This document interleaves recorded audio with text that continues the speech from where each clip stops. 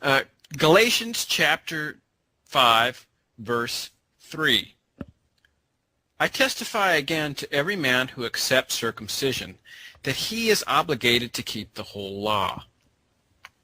Now this verse really ties in with the last verse, at least to my reading of the text, as a little couplet within the larger context of Paul's point, which stretches all the way to verse 6 here, from 2 to 6. As we mentioned last time, Paul is making the point that circumcision, as mentioned here, is really the entire ceremonial law and Judaism in general. I think we both have kind of alluded to that point without actually saying it outright.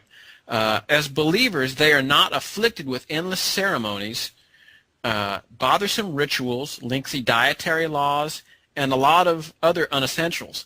Paul is appealing to the common sense of the believers here. He is testifying to every man who accepts circumcision. If you accept circumcision again, you put yourself back under the entire ceremonial law, and you are thusly obligated to keep the whole law. The obvious unspoken point is that this means an end to Christ's atoning work, because you're obligated to keep the whole law. Chris?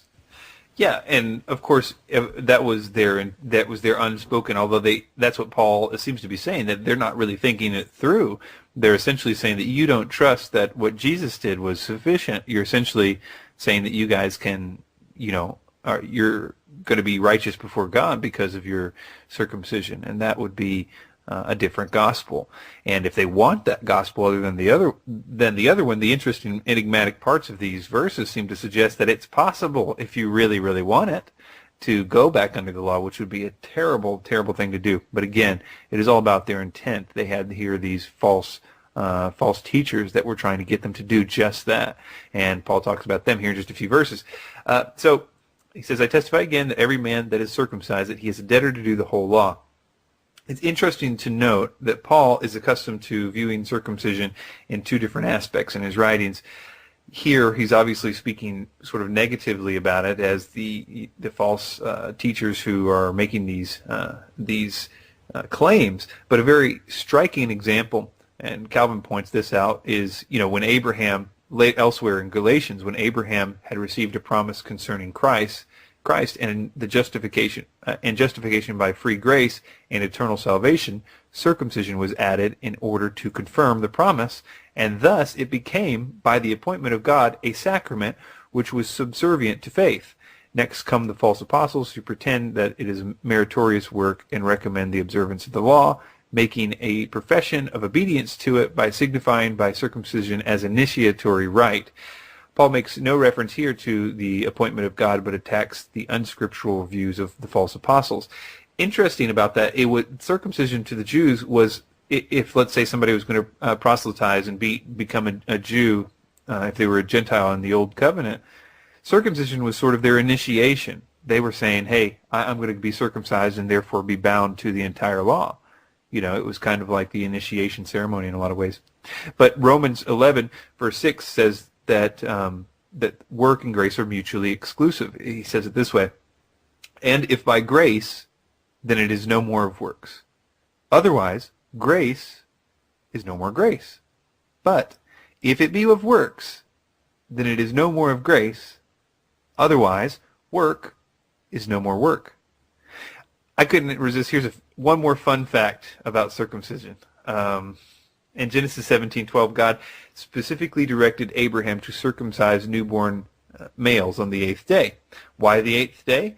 On the 8th day, the amount of protothrombin present is elevated above 100% of normal, and is the only day in the male's life in which this will be the case under normal conditions.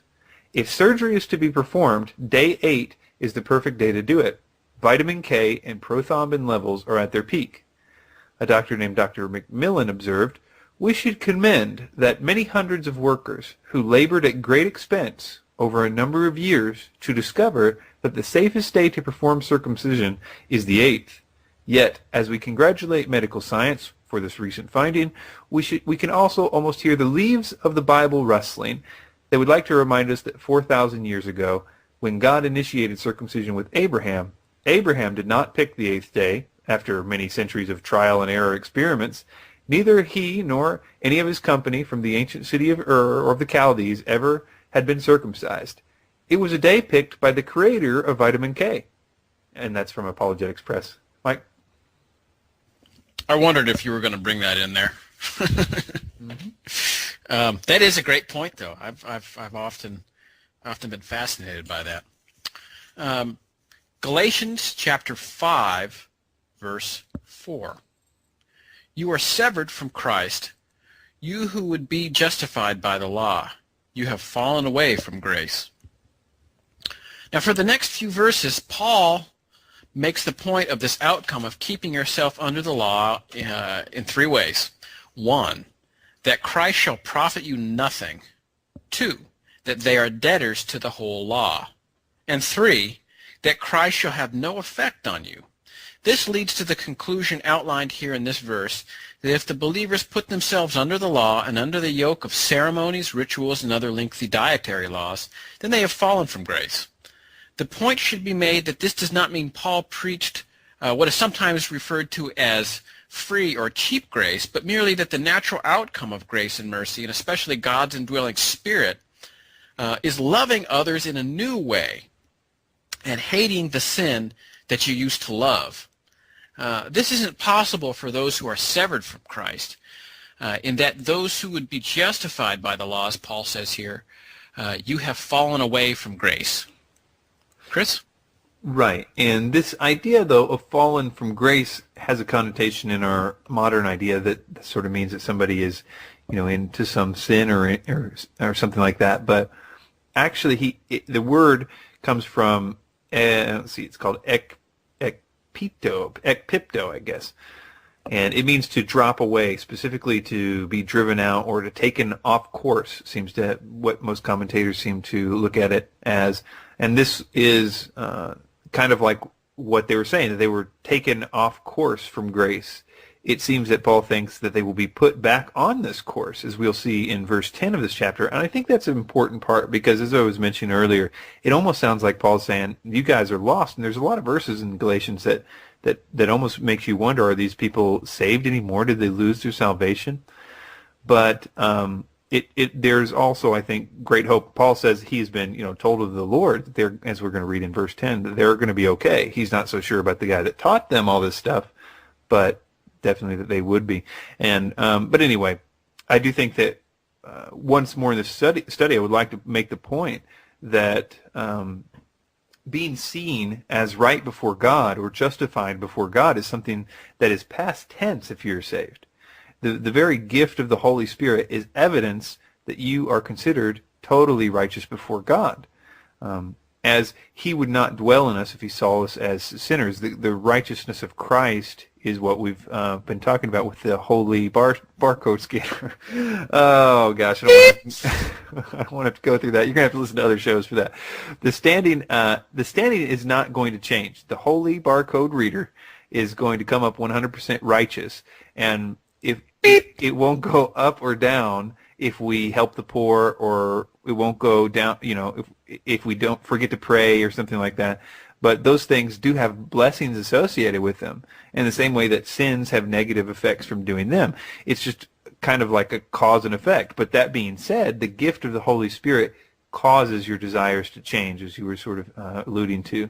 And this is the real bonus, that you no longer are in the bondage of sin, that you're free to and have a change and your heart's being in the process of transformed.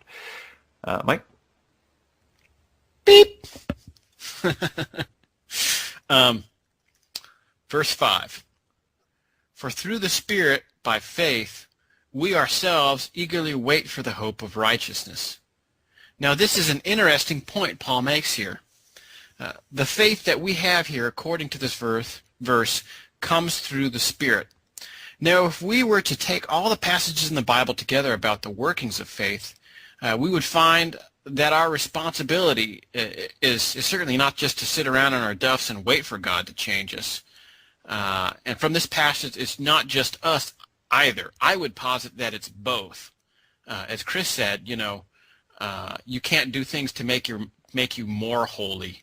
Chris and I often joke, we say about, when we have a good week and God is really moving and we've really done a lot of things, and it's really seemed like, through our actions, quote unquote, God's kingdom is advanced. We tend to joke about it and say, wow, I'm extra saved this week. Nothing could be further than the truth. David Guzik, who we stole that quote from, goes on to say, you're extra deceived if you're thinking like that. As believers, they are not afflicted with endless ceremonies, bothersome rituals, lengthy dietary laws, and a lot of other unessentials. Paul is appealing to the common sense of the believers here. He is testifying to every man who accepts circumcision. If you accept circumcision again, you put yourself back under the entire ceremonial law, and you are thusly obligated to. Galatians chapter 5, verse 3. I testify again to every man who accepts circumcision that he is obligated to keep the whole law. Now this verse really ties in with the last verse, at least to my reading of the text, as a little couplet within the larger context of Paul's point, which stretches all the way to verse 6 here, from 2 to 6. As we mentioned last time, Paul is making the point that circumcision, as mentioned here, is really the entire ceremonial law and Judaism in general. I think we both have kind of alluded to that point without actually saying it outright.